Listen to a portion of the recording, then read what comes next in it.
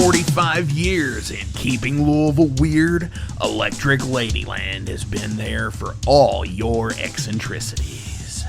While they do offer the best smoking supplies out on the market today, there's a whole lot more to check out. From ashtrays and blacklight posters, to records, incense and burners, and items to stock your metaphysical supply. They're open from 10 to 10, 7 days a week, located at 2325 Bardstown Road in Louisville, Kentucky, and at electricladyland420.com. Roll out.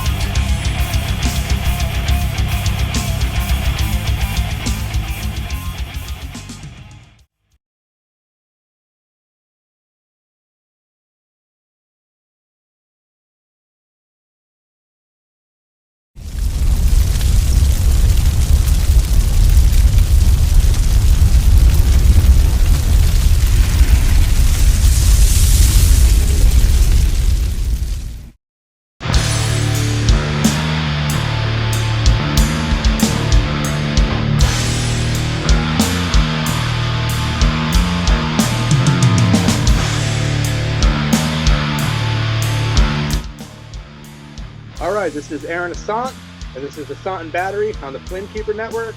And today I have a really great band as a guest. It's the first time I've actually done a full band interview instead of just an individual interview. But I have Abel Blood from New Hampshire.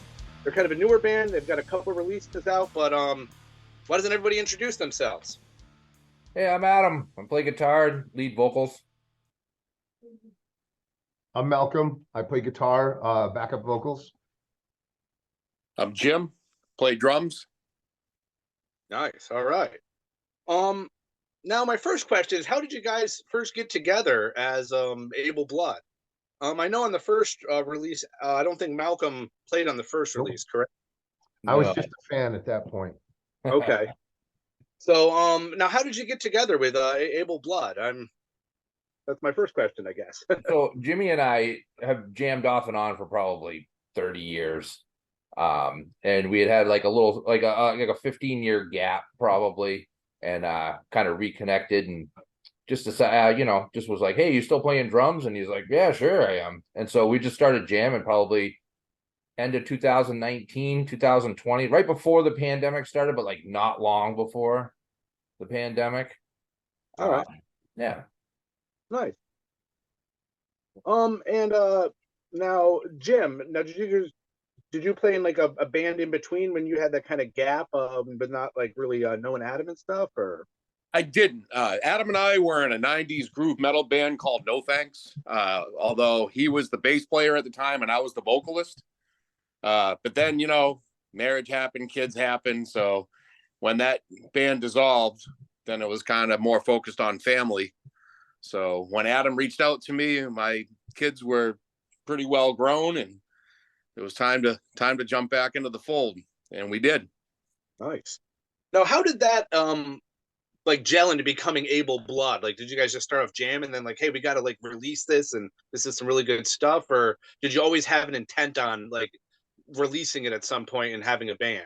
When we first started, it was more for fun. I mean, we didn't really know where it was going to go, but then it really started taking off. And then Adam suggested, hey, we're getting to the point we should get a bass player. And that we did. We got the bass player that we had on the first release. And everything just started taking off from there. He sadly had to step down because he had younger kids. And we started, playing shows out more often. And it got to be too much for him. So he respectfully bowed out. And we love him. We still talk to him to this day. But yeah, I mean, things started taking off and it's been full speed ahead since. Awesome. Now, how did you guys come up with the name Abel Blood? Where did that come from? So there's a cemetery in Hollis, New Hampshire. It's called, nicknamed Blood Cemetery. Okay. It's on Pine Hill Road in Hollis. It's called Pine Hill Cemetery. And there's a spirit that had a gravestone of Abel Blood with a finger that pointed up. And kids would go to at night would go over there, and the finger they reportedly said would be pointing down. So it became like one of the more haunted graveyards in New Hampshire, or that's the story goes. Yeah. We stole his name and Oh, okay. used it as the name of the band. Yeah, it was the spirit of Abel blood that haunted that cemetery. Colonial cemeteries are a never-ending source for Oh, absolutely, especially in a doom band. Yeah. Now, what are your influences as far as there's lots of stuff I hear in it, but I don't know if that's the same stuff that has influenced you guys, so what are like the bands that you kind of influenced you in your sound and stuff? I love Caius. Always loved Caius. Sleep. I listen to a lot of Melvins and all them witches. Probably the four major bands that I listen to. Mm-hmm. Okay. Jim, what about this? By the way, I always have the Black Sabbath roots, but for many years I was more into the hardcore, the heavy stuff. I mean, I went through the whole thrash metal thing and the post-hardcore thing, and but now for the past few years I've been into stuff like Adam said, like Sleep. I love Sasquatch. I love 1000 Mods. Yeah. Stuff like that. So, all right. How about you, Malcolm? What are some of the bands that well, Black Sabbath is kind of the bedrock, but I kind of go in phases where I'll listen to a whole bunch of stuff. But as far as heavy stuff, like ISIS, Adam has kind of got us all on an ISIS kick lately. Conan's another one of my favorite bands. Jeepers, Sleep, of course. I like The Sword. I think they're a great band. But a little of everything. Like I'm really into singer-songwriter stuff and like super, super old country back when, your parents would rather have you go to prison than be a country singer, that kind of stuff. I have a lot of old country records too. My grandfather gave me stuff. Yeah, I got it. My favorite album of all time is Marty Robbins. Trail Bound. Yeah. Yeah. I got when I turn 55, I want to have a concert and just have a bunch of friends and we each do a song and have like big jam band. 160 is my favorite song on it though, because that to me is a dream. It's a whole bunch of an old stove there that'll cook 3 square and a place where I can lay my head to rest. Oh man, that's awesome. Awesome. Well, now, so going in, next question I have is, how did you get into the recording the first album? The first one is Keeping Pace with Elephants, correct? Yep. We got to 5 songs, and I think we were just jamming one night, and I was like, "Hey, we should record these," and obviously the other guys were like, "Yeah, let's do it." So we had a I was in a excuse me, I was in a like a kind of a cowpunk 3-piece acoustic band for a while, and we had recorded with this dude over in Jaffrey, New Hampshire, and I called him up and he was like, "Yeah, I'll record a metal band." So we just went over there, and the guy has a horse barn out behind his house that he converted into a studio, and we did the first album there, or the first EP, I should say. Now, how did you get, like you said, you already explained how you lost your first bass player because of family obligations. Totally understand that. How did Malcolm get into joining the band? Was he a friend of yours or a fan? Or so I knew Adam through that cowpunk band, Buck 55, and I used to bartend, and he'd come in on open mics and play, and I'd be like, "Oh my God, dude, you sound just like Hank 3," and we became buddies for that. And when he started Abel Blood, like the first time I heard it, was like, "Dude, if you ever want a second guitar player, just hit me up." And like 3 years later, it happened. I was like, "All right, I'm quitting my job." Nice. All right. Now, I guess another question I have is about your process.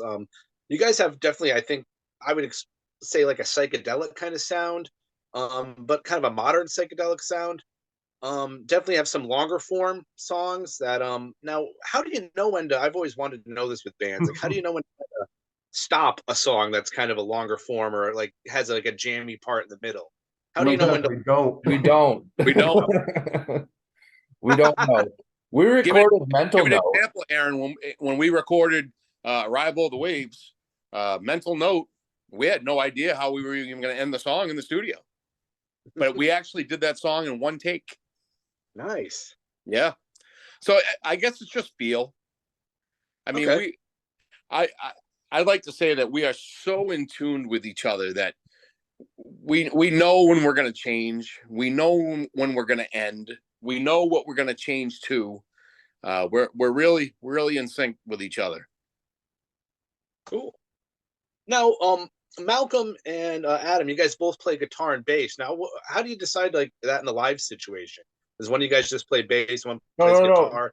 It's pretty easy. We use splitters, so we split our signals on our guitars. So we actually have two bass amps going at the same time all the time. So Nice. it becomes more of a wall of sound. Yeah. That way. Yeah, it's just that Malcolm does his parts. We're never really playing the same parts at the same time. So the bass lines are going kind of crazy live. It's pretty neat. Yeah. So what we do is we use if I don't know if you have any gear nerds that watch your channel, but I love talking about this stuff. Is that ABY pedal? Guy that does a segment on one of the other parts of the channel that does all gear. So Oh, cool. So what we're using, we each have an ABY switch. So we have the one signal going in from the guitar, and one of the channels goes out to our regular pedal boards into our guitar amp, and the other channel we run it through an octave pedal into a bass amp. So with just that side going, it sounds just like a bass. And the octave pedals, we're both using the Boss OC5, which is an incredible pedal because you can dial it in to track certain notes. So I've got mine set to track only the lowest notes of any chord. So it's fun to play with. And, we're all looking for excuses to buying new gear. I hear that a lot. Yeah. So that brings me to the current album that you guys just put out. It was like a few weeks ago, I believe. It's Arrival of Waves, correct? Yep. Now, how did that come about? What was the process of creating that like? Geez, that one we had a couple of years to write it. We took a couple of years to write it. We released the first one in 2021, and I mean we hit the ground running, writing Arrival of Waves right at that point. And the songs we just kind of slowly let come to us and evolve. I write a ton of riffs. I mean, constantly writing riffs. So it was just like taking all these riffs that I've been writing and just kind of plopping them all together. And, with input from Malcolm and Jimmy, it was like, this goes here, or that we should have that with fuzz on it and no fuzz on this. And it just kind of like, after jamming them for so long, they just kind of evolved into what they are. We didn't actually sit down and say, all right, this part's this part's this. Now we need this kind of part. We just jammed them, and we jammed them in every possible way we could imagine. And then they just kind of, after a while, we were just playing them the way they are on the album now. All right, cool. So it's like a pretty organic process, it sounds like. Yeah, I think so. Definitely. Yeah. Because what happens, Adam gets up at like what, 4 a.m. every day. Yeah. So freaking Jimmy and I will get, like 5 or 6 texts before I'm awake. And each one of us is a new song or a new riff. So I usually listen to them on the way to work. Now, you guys talked about bands that influenced you, but is there any individual players that you guys really influenced your playing? Any like bass, drummers, or singers? Arthur C, who played for Unida, I freaking love him. Love the way because he just simple, just heavy riffs. Pepper Keenan is another that just nice. Tony Iommi. But then I like a lot of the old school Telecaster players, like Luther Perkins and. Nice. I was Tim Salt. Oh yeah. Reverend Horton Heat. Those guys are kind of what got me into playing the pentatonic scales all the time. I'm a huge Clutch fan, so yeah. Oh yeah, big time. I think I see him 26 times. Oh, nice. Oh wow. As far as drums concerned, I mean, John Bonham and Bill Ward is the reason I play drums today. Yes. Always loved both their drumming styles. I'm also heavily influenced by there was a 90s band local in Boston called Only Living Witness. Yes. And their drummer, God rest his soul, is no longer with us, but was a huge influence on me. Huge. So that's definitely where I draw my influence from. Awesome. And as far as the live situation goes, you guys got any gigs lined up or any planned? I know that you just announced you were playing the Maryland Doomfest, correct? Yeah. We're really excited for that. That's awesome. Yeah. Yeah. Killer. Oof. We still haven't found out which day we're playing, but I'm sure all that stuff's going to come together. They just announced the lineup yesterday, and it is stacked. Yeah, I saw that. Yeah. Wow. Like I started making that. Now, do you have any other like local shows like in New England? Yeah, we're gonna be playing in Manchester. We're gonna be playing on November 16th. We're gonna be playing up at the Shaskeen right on Elm Street in Manchester, with Dust Prophet, Arcantica, and a band called Trading Tombstones. That's Yeah, it's a good name. So yeah, that'll be a Thursday night gig there. That one should be pretty good. Dust Prophet's an excellent band out of Manchester, New Hampshire. yes, yeah. Yeah, so good friends of ours. We've done a lot of shows with them. Oh, nice. Yeah, they're really good. They're really a good band. I enjoy their releases and stuff too. So yeah, awesome people too. Great people. Yeah. And we got a show January 6th at the Midway in Boston. Nice. That's a matinee. I'm sorry? Who's that show with? That's with I hope I'm pronouncing it right, but it's Wotel. It'll be our first time playing with these guys. Okay, cool. I'm just usually a couple days before the show, I ask them where I'm supposed to show up.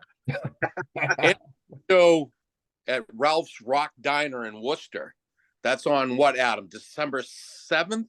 That's December 7th. Yes. Yeah. And I got to bake. We're playing with the Mighty Suicide Squirrels. I got to bake them muffins. Now, that's not too far from where I live. That's only about an hour from me, so I'm going to have to try to check that out. Oh, cool, man. Cool. That's a Doom Diner. Rock Diner, actually. So that would be cool to check that place out.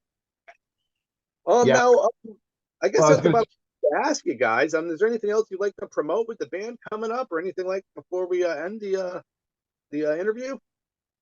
Buy the new album. Please. We're really happy with it. We're really proud of it. It feels like some of the best music I've ever written and been involved with, and I'm sure these guys feel the same way. Absolutely. Yeah. So just come out to a show and introduce yourselves. We'd love to talk to people. So love to hang out. Yeah, for sure. Now, you mentioned the new album, and I definitely suggest everyone buy that. But is there going to be a physical release for that, or so far you just got digital only? Or no, we have CDs that are available at shows. Okay. Yeah. So if you hit us up at a show, we definitely have. We bring CDs with us for sale at the shows, and we've got T-shirts and stuff like that too, and stickers and awesome. Yeah, awesome. But we don't sell them online. I'm dying to put the release out on vinyl, so that's possibility. That would be guaranteed, but a possibility. I'm a big vinyl nerd, so Yeah, I am as well. So I'm curious, Aaron. You asked us about our musical influences, and you said that you heard certain bands when you listened to us. I'm curious to what those bands are. I definitely heard some Caius in there. That's one of the first things I heard. Yes. I definitely heard that. Of course, Sabbath. As somebody once told me, I heard somewhere they said heavy metal and hard rock is essentially finding new and inventive ways of ripping off Tony Iommi. Yeah. That's the description. So definitely that, but a lot of Caius and stuff like that. And I even heard a little bit of some rush as far as with some of the drums and stuff like that. And just maybe it's because you guys are a 3-piece and stuff like that. That's I heard, those bands. But Caius, like I said, was probably the main one I heard. It was like maybe like a more northeast Caius, Nice. All right. Yeah, Josh Homme's a huge influence on me too. So Yeah, I remember when I first heard them, I bought the Sky Valley CD. I bought it out of a pawn shop that was down the road from me. Oh, nice. And I put it on. It was like, holy shit. At that point, I was mostly listening to like hardcore and punk and like real, heavy metal. And I heard that was like it, and especially when I smoked a lot of weed, still do. So that just fucking, was definitely hit me like right where I needed it to hit me, Mhm. So that's Yeah. what happened to me with Clutch. We had a string of stores here called Building 19 that they were like the super discount store. And all my friends were talking about Clutch, and I found Elephant Riders for like $4.99, and I bought it. And it's that moment where you put it in, and that as soon as it starts playing, you're like, holy shit, where has this been all my life? Definitely, yeah. Oh, I remember my friend first played me Clutch, self-titled, Yeah. and I was, like I said, I was blown away. Yeah. But so do you guys, like I said, that's all you have to promote or anything? Like I said, buy the CDs, and do you have anything else? Any other bands that you're in, or? Oh, not bands we're in, but we'd love to shout out to our friends like Go for it. Tough Prophet, Wrought Iron Hex is another incredible band on the Boston area. Witch Trot. These kids, they're destined for greatness. Witch Trot is. They just released 3 songs on all the music platforms. It's excellent. Hands of Spite is another band we do a lot of shows with. We found like the thing that I love about this scene is like it's this massive group of friends. Like every show is turning into, oh God, I can't wait. It's not I can't wait to play. I can't wait to hang out with those dudes again. It's great. I found my people. Yeah, absolutely. For sure. Hear that, yeah. And that's cool. It's like, I've done interviews, and I've only been doing this for a couple months, but people from like New Mexico and Texas, and then you guys are from New Hampshire, and some local people. So it's really everyone from different places all connected over the same thing. It really is definitely a really cool experience. Yeah, it's pretty awesome. Yeah. Mm-hmm. I mean, we love meeting new bands. I mean, we're going to be looking to do some type of tour leading up to the Maryland Doom Fest, so we can get a few dates in a few different states along the way. So we look forward to meeting some local bands in different areas and seeing what comes. I was going to say, Aaron, put the call out to your viewers, man. If anybody's along the Eastern Seaboard and they want to hit us up to, do a show together during like, mid-June next year, we'd love to meet you folks. Definitely. I'll put the feelers out, Nice. We need an in for St. Vitus because I'm dying. That's like I played the Rat in Boston. I played CBGB's. I have to play St. Vitus. It's a bucket list. That's a good venue. Yeah. All right, man. Well, we're gonna wrap this one up for tonight. This has been Ossont and Battery with Abel Blood from New Hampshire. Go out, buy their stuff. Go see them if they're playing by you locally. They're a great band. As you can see, a great bunch of guys. You'll really enjoy their music. But this has been Ossont and Battery on the Flamekeeper Network. Have a good one.